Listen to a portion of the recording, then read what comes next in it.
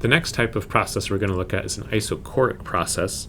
This, again, just as a reminder, is where there's no change in volume, so delta V equals 0. So if delta V equals 0, we could say delta V or dV is equal to 0. If we write out the work, right, just as a reminder, work equals minus P external dV. dV is equal to 0 by definition here, so the work, this is really straightforward, work is equal to 0 in an isochoric process. What we can think of that is, if you have your piston, it's fixed, right?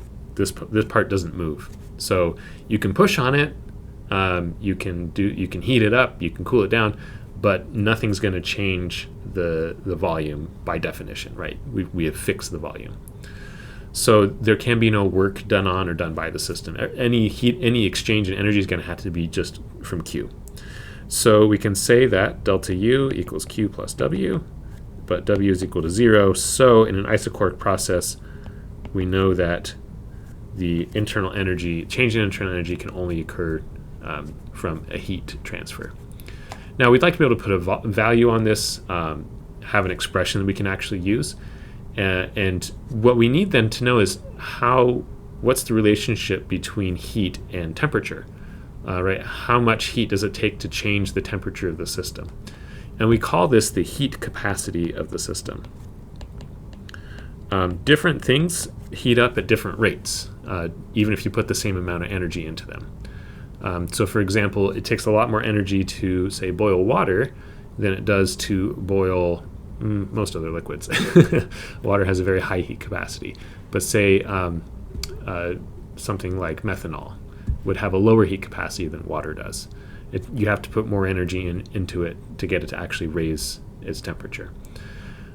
So we define heat capacity. We'll call this the constant volume heat capacity. There'll also be one for constant pressure. We'll see later. But this is defined as the change in internal energy with respect to temperature as a function of volume. So we write this as a partial derivative, but we're just saying, how much energy does it take to change the temperature when we're at constant volume? Now, U is a function of temperature. We've established that for sure. So we can write that du is equal to du dt at constant V dt. Or we could say that du is equal to CV dt, right? Just by that definition. And then if we'd like an expression for this, we can integrate this to go from specific state 1 to state 2. So imagine we have a reversible process, so we can integrate from state 1 to state 2 du.